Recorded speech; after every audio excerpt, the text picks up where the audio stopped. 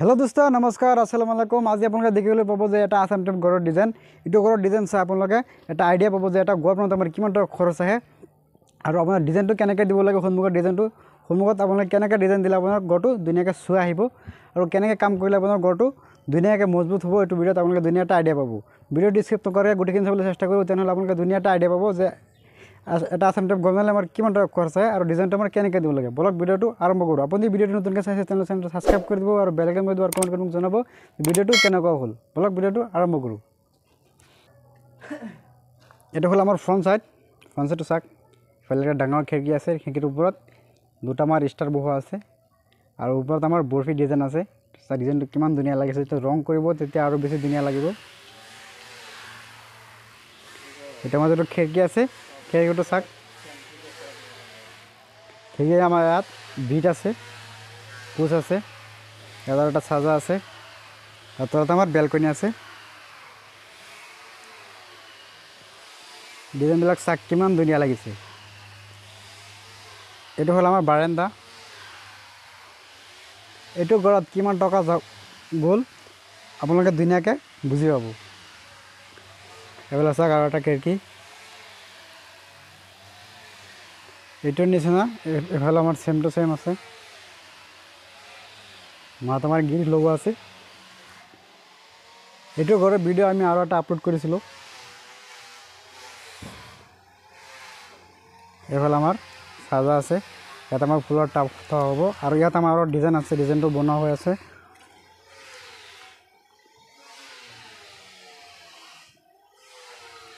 এইটো আছিলে ঘৰৰ সন্মুখৰ ছাইড।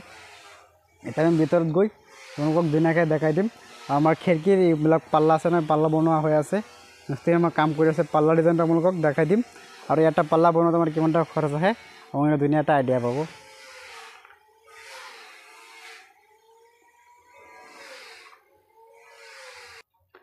আপোনালোকে আসাম টাইপ গড় বনালে যিটো আমাৰ পিন লেভেল আছে, পিন লেভেলটো আপোনালোকে মাটিৰ পৰা 3 ফুট বা 2.5 ফুট ওখ ৰাখিবলৈ চেষ্টা কৰিব, তেনেহ'লে আপোনাৰ গড়টো চুৱা আহিব। গড়টো যদি আপোনাৰ বহল থাকে, গড়টো যদি আপোনাৰ ধৰক বহল আছে 30 ফুট বা 35 ফুট, তেনেহ'লে আপোনাৰ গড়টো হাইট হ'ব লাগিব। যিটো আমাৰ পিন লেভেল আছে, পিন লেভেলটো আপোনাৰ 30 ফুট ৰাখিব, 3 ফুট ৰাখিব আৰু পিনটোৰ পৰা আপোনাৰ যিটো হাইট আছে, টিঙৰ হাইট, সেইটো আপোনাৰ 11 ফুট ৰাখিব। 11 ফুট ৰাখিলে তেতিয়া আপোনাৰ বাহিৰৰ পৰা চালে আপোনাৰ ধুনীয়াকৈ এটা চুৱা আহিব। এতিয়া আমি ভিতৰত এণ্ট্ৰি কৰিম। এইফালে আহক, ভিতৰত আমি এণ্ট্ৰি কৰি আছোঁ। এইটো হ'ল আমাৰ বাৰান্দা। এইটো আমাৰ ছট মাৰা আছে, ওপৰত ছট মাৰা আছে আৰু এইফালে আছে আমাৰ এটা বেডৰুম। এইফালে আহক, এইফালে আছে আমাৰ বেডৰুম। বেডৰুমৰ চাইজ হ'ল আমাৰ 14x13 আৰু যিটো আমাৰ গ্ৰিল ডিজাইন আছে, যিটো আমাৰ গ্ৰিল ডিজাইন আছে, গ্ৰিল ডিজাইনটো চাওক কিমান ধুনীয়া লাগিছে। গ্ৰিল ডিজাইনটো চাওক। এটা গ্ৰিল বনাওঁতে আমাৰ কিমান টকা লাগিব আপুনি এটা আইডিয়া মই কৈ দিছোঁ যে আপোনাৰ গ্ৰিলটো যদি 10 কেজি হয়, গ্ৰিলটো যদি 10 কেজি হয় আপোনাৰ 1000 টকা খৰচ আহিব। এটা গ্ৰিলত 1000 টকা খৰচ আহে। আৰু যদি 8 কেজি হয় তেনেহ'লে আমাৰ 800 টকা আপোনাৰ খৰচ আহিব। এইটো আমাৰ হেৰি দুৰ্গাপুৰ ৰড ইউজ কৰিলে আপোনালোকে লেবাৰ খৰচ আৰু আমাৰ যিটো ৰড আছে, ৰড লৈ আপোনাৰ হেৰি হয় 95 টকা কেজি হয় বা 100 টকা কেজি হয়। আপুনি ডিজাইন বেছিকৈ দিয়ে তেনেহ'লে আমাৰ 100 টকা কেজি হয়। 100 টকা কেজি হ'লে এটা গ্ৰিল যদি 10 কেজি হয় আপোনাৰ 1000 টকা আমাৰ খৰচ আহিব এটা গ্ৰিলত। এফালে আছে আৰু এটা চাইডে আমাৰ ৰুম আছে, এটা আমাৰ বাৰান্দা আছে। এইটো হ'ল আমাৰ ড্ৰয়িং ৰুম। ড্ৰয়িং ৰুমটোৰ চাইজ হ'ল 13x14। এইটো ঘৰত আমাৰ কিমান টকা খৰচ আহিলে আমি আপোনালোকক ধুনীয়াকৈ এটা বুজি পাব, ধুনীয়াকৈ আপোনালোকে বুজি পাব যে কিমান টকা আমাৰ খৰচ আহিলে। এইটো আমাৰ ডাঙৰ এটা খিৰিকী লগোৱা আছে। এইফালে আমাৰ কাঠমিস্ত্ৰীয়ে পাল্লা বনাই আছে, পাল্লা ডিজাইনটো আপোনালোকে চাব।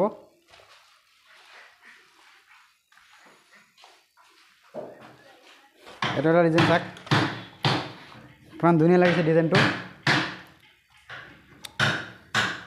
এটা আমাৰ চিগুনৰ। এটাত আমাৰ কিমান টকা খৰচ আহে এটা পাল্লা বনাওঁতে আপোনালোকে ধুনীয়া এটা আইডিয়া পাব। যে আমাৰ ইয়াত মিস্ত্ৰী আছে, কাঠমিস্ত্ৰী আছে, কাঠমিস্ত্ৰীক আমি ধুনীয়াকৈ সুধিম যে কিমান টকা এটা পাল্লাত লেবাৰ খৰচ আৰু আমাৰ কাঠ সহ কিমান টকা লয় এটা পাল্লা বনোতে আপোনালোকে ধুনীয়া এটা আইডিয়া পাই যাব এইফালে এইফালে আছে আমাৰ কাঠমিস্ত্ৰী নমস্কাৰ নমস্কাৰ ভাল ভালে আপোনালোকৰ ভাল ভাল আপোনাৰ ঘৰটো ক'ত মোৰ ঘৰ ইয়াতে লোকেলতে লোকেল অঁ এইবিলাক এটা আমাৰ পাল্লা বনোতে কিমান টকা খৰচ হয় আপোনাৰ যদি লোকেল এটা কাঠ আছে অঁ আৰু আপোনাৰ সেই পাহাৰৰ যিটো কাঠ আহে সেইটো আপোনাৰ পাহাৰৰ কাঠটো দি বনালে আপোনাৰ এটা পাল্লা বনালে মানে 4,000 মান টকা যাব 4,000 4,000 টকা যাব আৰু যদি লোকেল লোকেলটো অলপ সস্তীয়া হ'ব অলপ কম হ'ব আৰু যেহেতু ধৰক আমাৰ যেহেতু আমাৰ লোকেল আছে গামাৰি আছে গামাৰি দি বনালে আমাৰ এনেকুৱা ডিজাইনৰ পাল্লা বনালে ধৰক আপোনাৰ যিটো লেবাৰ খৰচ আছে আপোনাৰ যিটো খৰচ আৰু আমাৰ যিটো কাঠ আছে কাঠ সহ আপোনাৰ কিমান টকা এটা পাল্লাত হয় সেইটো ধৰক তোমাৰ 25 মান যাব 25 2500 25 মান যাব আৰু ফিনিচিং কৰিলে একেবাৰে ফিনিচিং ধৰক বাৰ্নিছ টানিছ একেবাৰে কমপ্লিট কৰিলে কিমান টকা হ'ব সেইটো ধৰক বাৰ্নিছটো আৰু পলিছটো যিটো বাৰ্নিছটো বেলেগ আকৌ পলিছটো যিটো সেইটোও বেলেগ গম পাইছা যদি তুমি বাৰ্নিছটো কৰা বাৰ্নিছটো কৰিলে কম যাব খৰচটো আৰু যদি তুমি বেছি কৰিব হেৰি পলিছ কৰিব বিচাৰা তেতিয়া পলিছ কৰিলে তোমাৰ খৰচটো বেছি যাব কিমান যাব আমি একেবাৰে কমপ্লিট কৰি ধৰিছোঁ হে আপোনাৰ এটা হেৰি তোমাৰ পলিছ কৰিব হ'লে 2,000 মান টকা যাব আৰু বাৰ্নিছ কৰিলে 1,000 মান টকা যাব 1,000 ধৰক আমাৰ টোটেল 5,000 টকা এটা যাব টোটেল 5,000 টকা মান যাব এটা আমাৰ চিগুণ আছে এইটো চেগুন আছে এইটো চেগুন কোনটো কাঠ ভাল বেছি চিগুণ না গামাৰি নহয় এতিয়া আপোনাৰ তোমাৰ ঘৰ চেগুনটো আৰু যিটো তোমাৰ তিতাচাপ বুলি কয় তিতাচাপটো আৰু যিটো চেগুন সেইটো বেছি একলাছ কাঠ হয় বিক্লাছ নহয় আৰু বুজিছা এতিয়া ধৰক আমাৰ যিটো গমাৰি কৈছা সেইবোৰ বিক্লাছত আহে আৰু বিক্লাছ এইটো একলাছত আহে আৰু এতিয়া ধৰক আমাৰ মানুহে ধৰক আমাৰ বন্ধুসকলে যদি আপোনাক বিচাৰে ধৰক আমি য'ত আছে ধৰক আমাৰ গোটেই অসমত আপুনি কাম কৰিলে যাব জানো বিভিন্ন ঠাইত মই যোৱা মানুহ বিভিন্ন ঠাইত অসমৰ যিকোনো কোনা কোনা যাব অসমৰ বিভিন্ন জেগাত যি কোৱা তুমি যি কোৱা হেৰি আপাৰত যাব লাগে ধুবুৰীত যাব লাগে ক'ৰবাত বঙাইগাঁও যাব লাগে য'তে নহয় ত'তে মই যোৱা মানুহ অসুবিধা নাই আপোনালোকৰ যদি কাঠমিস্ত্ৰী লাগে তেনেহ'লে আমাক কণ্টেক্ট কৰিব পাৰে আমাৰ ডিচিশ্যনত আমাৰ কাঠমিস্ত্ৰী তাৰ নম্বৰ দি দিম আপোনাৰ নম্বৰটো মস্ত আছেনে আছে মোৰ নম্বৰটো 9954836440 এইটো হ'ল আমাৰ কাঠমিস্ত্ৰীৰ নম্বৰ আপোনাক যদি কাঠমিস্ত্ৰী লাগে তেনেহ'লে আপোনাক কণ্টেক্ট কৰিব পাৰে সি ধুনীয়া ধুনীয়া ডিজাইনৰ কাম কৰে আমি আৰু কাম কৰাই আছোঁ সিহঁতক দি এতিয়া আমি ক'ম যে এইটো ঘৰত আমাৰ কিমান টকা খৰচ আহিলে আপোনালোকক ধুনীয়াকৈ এটা আইডিয়া দি দিম আৰু এতিয়া আমাৰ ওপৰত আমাৰ কালাৰিং টিং লগা হৈছে এইফালে হওক আমাৰ কালাৰিং টিং আছে এইফালে এটা মই আপোনালোকে দেখাই দিছোঁ কালাৰিং টিং কোনটা মানে লগালে ভাল হ'ব এইটো কৰি আপোনালোকে ধুনীয়া এটা আইডিয়া পাব যিহেতু আমাৰ জিন্দাল আছে জিন্দাল টিং আছে ধৰক টাটা আছে আৰু আমাৰ সেইটো তাচ আছে তাচ এইটো হ'ল আমাৰ জিন্দাল আমি বেছিভাগ জিন্দাল টিং ইউজ কৰোঁ কালাৰিং টিং যিটো আমাৰ জিন্দাল ইউজ কৰিলে বেছি ভাল এইটো আমাৰ লৈহে দাম হয় যদি আপুনি 44 লয় 44 হ'লে এটা এক ফুটত এটা আমাৰ 3.5 ফুট বহল থাকে ইয়াৰ পৰা এনেকৈ 1 ফুট হ'লে এইটো আমাৰ টিং হ'ব আপোনাৰ 150 টকা যদি 10 ফুট লয় 10 ফুট ল'লে আপোনাৰ 1500 টকা এটা টিঙত আপোনাৰ খৰচ হয় আই হোপ মই কোৱা কথাখিনি আপোনালোকে ধুনীয়াকৈ বুজি পাইছে এতিয়া আমি ক'ম যে এইটো ঘৰত আমাৰ কিমান টকা খৰচ আহিব এইফালে হওক এতিয়া আমি ক'ম যে আমাৰ কিমান টকা এইটো ঘৰত খৰচ আহিলে আপুনি যদি ধৰক ঘৰ বনাইছে ঘৰটো আপোনাৰ লাক্সাৰী ফিনিচিং দিয়ে না নৰ্মেল ফিনিচিং দিয়ে আপুনি যদি লাক্সাৰী ফিনিচিং দিয়ে এটা আমাৰ ধৰক ঘৰ আপোনাৰ ঘৰটো ধৰক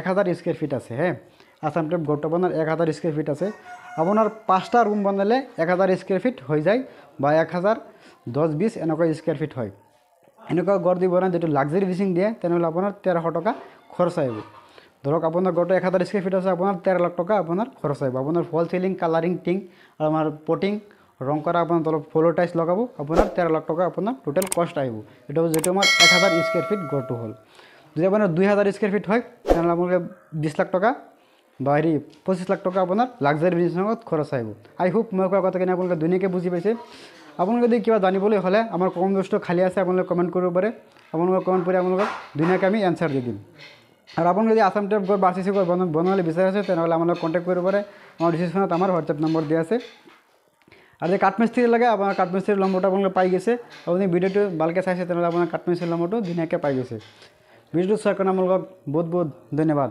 থেংক ইউ